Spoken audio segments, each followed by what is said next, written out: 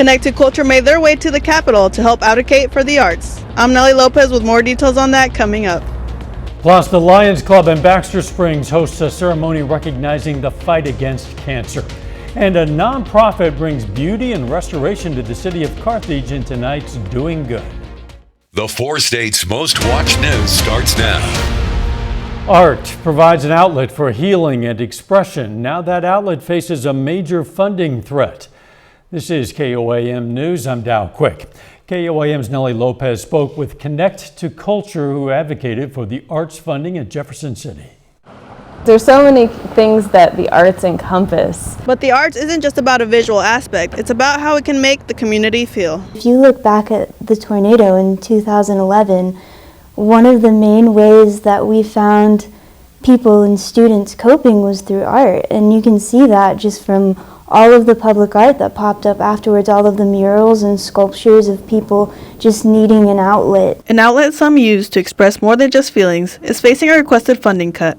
The Missouri Arts Council is funded through a specific withholding tax called Missouri Non-Resident Athletes and Entertainers Tax. For example, Connect to Culture, when we have our performers come in that don't live in Missouri, we withhold 2%, and at the end of the quarter, we remit that to the state of Missouri.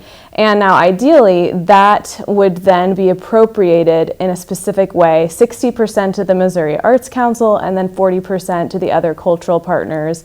But every year, it is not fully appropriated in that way. The governor is requesting to cut the allocated amount of $10.1 million down to approximately $6.9 million, which Emily mentions will be detrimental for all arts in Missouri. We were advocating for more than a dozen area organizations in Joplin, in Neosho, in Carthage, in Carl Junction, that they also receive funding from the Missouri Arts Council, so they would also feel that huge impact of just the loss of that funding. Anyone at home right now can make a difference by emailing their local legislators, calling them up, sending snail mail. And they like to hear from their constituents, and the more voices that lend their support to the arts, maybe the better outcome we can have.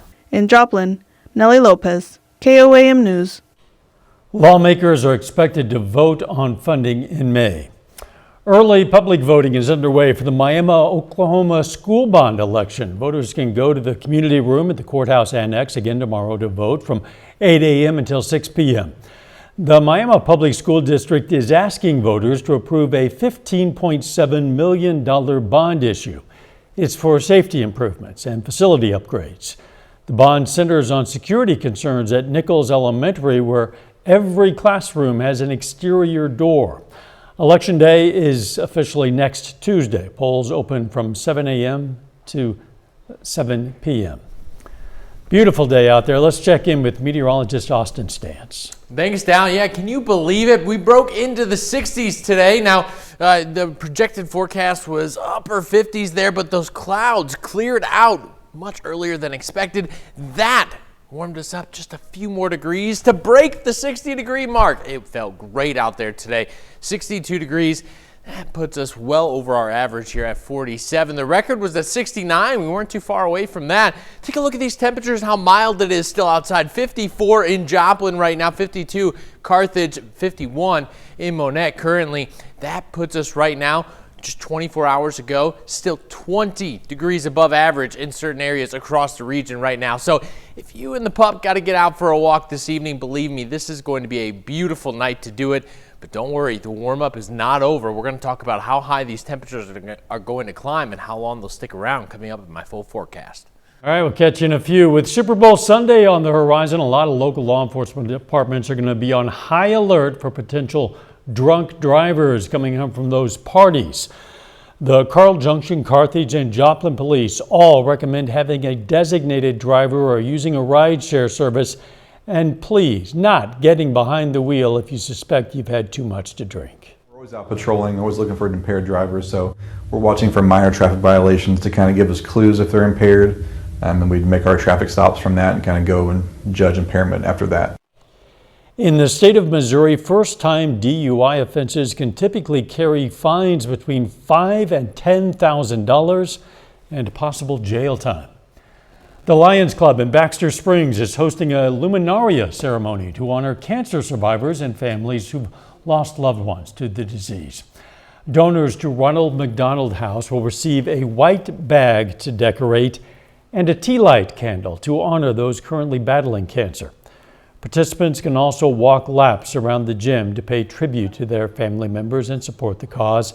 That event starts at 1 p.m. this Saturday at Baxter Springs High School. Tonight in our Doing Good report, we take a look at an organization focused on making the city of Carthage a beautiful place to live. Vision Carthage works to improve the historic city through community beautification projects. The nonprofit focuses on Carthage's large historic home district, including the beautiful old homes on Grand Street. The organization offers programs to help residents improve their homes and coordinates volunteer work days throughout the year where people plant flowers and beautify public spaces. The effort also means attracting tourists to a city that people are proud of. Not just a surface level making things pretty. It's much deeper than that. It affects tourism. You know, Carthage is on historic Route 66. We have that anniversary year coming up, and people from all over the world come through Carthage, and we want it to be beautiful. The group also supports public art projects, including the new maple leaf sculpture in the roundabout. Organizers say the work goes beyond surface improvements. It affects tourism as Carthage sits on historic Route 66. With the anniversary year here, they want visitors from all around the world to find Carthage beautiful and memorable. We're going to have a lot more on this story for you tonight on KOAM News at 10. Fresh faces drive success for the Raiders this year. Coming up, Sports Director Ryan Blank takes a closer look at the Frontenac girls basketball team. Plus, public transportation like this could cease operations February 13th unless additional funding is found. I'm Ty Parks, so I'll be speaking with somebody from SEKCAP as well as a writer about what this means to the community. I'll have that story coming up. Crawford County might hit the brakes on public transportation. KOAM's Ty Parks spoke with CCAP officials about the funding issue. Southeast Kansas Community Action Program has provided general transportation rides to Crawford County for years for people like Geneva Gary. It is very important because I don't have a car and I can't get around without the PAC bus.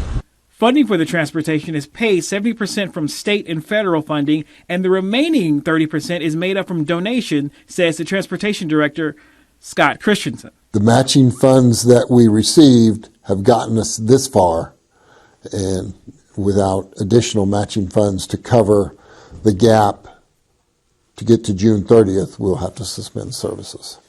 The amount needed is $144,000 to get them to June 30th. All the money pledged to the ride service will be exhausted by February 13th. Riders are making plans in case the rides stop. Yeah, I walk or I get friends to take me. Chief Executive Director James Whitney says these buses are needed to get people to their doctor's appointment as well as other important places. Is that they bring money into the community. It isn't just low-income people using a service and not contributing to anything. These people are coming here to do their business, and it's a very vital service that we provide. Not only does it bring people to the service, but then it also brings that money to the community. So, and not only that, the services that we operate within that county and within those communities, we do all our maintenance work there, we buy the fuel there. In Pittsburgh, Ty Parks, KOAM News. CCAP is meeting with local business, government, and hospital leaders to help raise the money for those rides. A little bit later, no beating around the bush. The kids at the Carthage Intermediate Center burned the midnight oil preparing for this year's Idiom Parade. And the temperatures are going to be climbing. How high are they going to climb? I'll have all the details coming up. Here's your Skywatch weather forecast from the trusted Roper Kia Weather Center. Some changes ahead in your forecast, some good changes, especially if you like the warmer weather. Right now, clouds beginning to clear out of the area. Right now, we're going to see some high pressure begin to settle in tonight. That's going to give us a very clear evening. Check this out. We are departing from normal once again, but let's talk about before we head into the warmer weather. Look at the past 2 weeks. January 24th and 25th, we were more than 30 degrees below average. We stayed below average for several days, only getting above average one day in the past 2 weeks. Now, the next 10 days, we're headed well above average, even one of those days exceeding 25 degrees above average. So what is driving this? Well, check out this massive ridge off to our northwest here. We're going to see a lot of this warm air fill in underneath this ridge, but as that ridge rises, so does the jet stream all the way into Canada. What's going to happen there? A lot of the colder air going to be riding into the upper Midwest and into the Northeast. So somebody there made Mother Nature unhappy because we are all going to get some of that warmer air. The Northeast is getting an Arctic blast as we head into this weekend. Check out this warm air extending all the way into portions of Canada. My goodness, it is going to be above average for a large portion of the country. Check this out. Temperatures still 6:15 this evening, 54 degrees right now in Joplin. Here's a look at our high winds casino cam out there tonight. No clouds to be found out there right now. Taking a look and planning your evening, temperatures finally falling into the 40s there by 10 o'clock tonight, but that's still not bad. Take a look at your moon phase forecast. We're in the waning gibbous phase. The moon itself is 84% visible, and with clear skies out there tonight and temperatures above freezing, it's not going to be a bad night to take a look. Our next full moon is going to be on March 3rd. That's a Tuesday. Taking a look as we head into Friday here, starting off fairly mild, maybe even get an iced coffee, right? Splurge, we're above freezing for once. Holy cow. As we head into the afternoon hours, notice some cloud cover does try to make its way in. This is a cold front that's trying to push in, but we have some high pressure situated over the area that's really just going to help just take over that and kind of kick these clouds out of the area. By the afternoon, we're at 58 degrees. The one thing that's going to make a factor here is we're going to see temperatures near 60. What could keep us below 60? The winds have an opportunity to do that. Check this out. We're going to see our cold front begin to move in. Wind gusts could be near 30 miles per hour at times as we head into Friday morning. But if we can get these winds to slow down in the early afternoon hours, we could definitely break into the 60s for your Friday. Don't forget, we have an active weekend, 61 degrees on Saturday. Heading into Sunday, it's Super Bowl Sunday, so a lot of people are going to be out there shopping and enjoying the weekend. Take a look at this 10-day forecast. There is not a lot to complain about in this forecast. We even have a 70-degree day in there.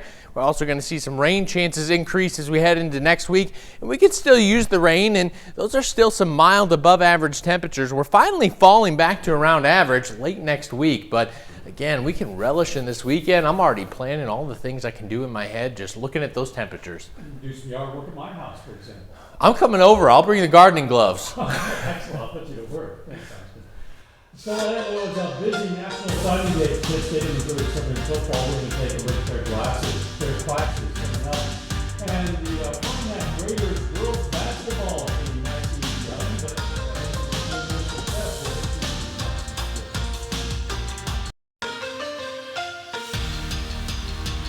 The Frontenac Raiders feature a lot of young faces on the court this season, only having one returning starter from a year ago. But that hasn't stopped this Raiders team, who own an 11-3 record. Frontenac's success has been the reward for the development of their young pieces, but it hasn't been easy. The Raiders only feature a roster of 8 players, but despite the challenges that come with a small roster, this Raiders team has formed a tight bond, playing for one another. It's really nice. We all, there's no problems. We all get along great. We're all tight-knit. We hang out sometimes outside of school and just fun. It's hard because we only have 8 people, but we do small drills that really help us with all that we do, and we do 1-on-1, 2-on-2, just little stuff that helps us get better in the real game. We're really, really close, and we trust each other, and we know each other's strengths and weaknesses, so that definitely helps a lot. The good news was last year we got a lot of time on court. So even though we were young, we got a chance to get a lot of time on varsity court. And so inexperienced, no. Young, yes. But they're hungry. They work hard, not afraid to pay the price with hard work. A catalyst for Frontenac's growth is their mindset. Despite sitting near the top of the Class 3A rankings, this team is hungry for more, and the Raiders are always pushing each other to improve and be great, never settling for anything less. Our motto has been, don't settle, be great. And so hopefully we continue that on, even in practice, don't settle for where we're at, how do we get better, and so it's tough. It's a forever thing, but we keep working on understanding that don't be happy with where we're at. Let's keep getting better. We break every huddle with it, before every game with it. It fits this team, it fits this program, and hopefully we can kind of carry that on throughout the year. Always be aggressive when we play. I mean, our goal is always to win the game, but focus on the little things when we play and just go at it. There's always games that, the team may not be that good, but then there's the next game where they're a lot better, and we just can't settle with a good win against a bad team. Frontenac returns to the court on Friday in a CNC clash with Riverton. Tip-off set for 6 p.m. Wednesday was National Signing Day, with athletes across the country, including the 4 states, putting pen to paper to play collegiate sports. Let's take a look at the Pitt State and Missouri Southern football signing classes. Starting with the Gorillas, who have a class of 39 signees, including 32 high school athletes and 7 transfers. 2 local 4-state athletes are staying home, with Pittsburgh's Parker Pinamani and Joplin's Isaac Yost signing with Pitt State. From Grove, Ridge Runners wide receiver Isaac Sheffield will also don the crimson and gold, along with former Riverton Ram and Independence Community College Pirate Derek McLaughlin, who has transferred to the Gorillas too. And in Joplin, the Lions announced a class of 26 signees on Wednesday. MSSU is welcoming 14 high school seniors and 12 transfers to their 2026 roster. 4 of their high school additions include Galena's Braden Buckaloo, Carl Junction's Kane Clark, and Jacob Friend, along with Ryder Martin from McDonald County. Southwestern College transfer and former Chinook Blue Comet quarterback Eric Erb has transferred to MSSU as well. On Wednesday, the Kansas Shrine Bowl announced their 2026 Hall of Fame class, set to be inducted on May 6th, with a couple of local area members receiving honors. Former Pitt State football star Travis Steps is one of 3 athletes being inducted this year. Steps was a 1997 East All-Star.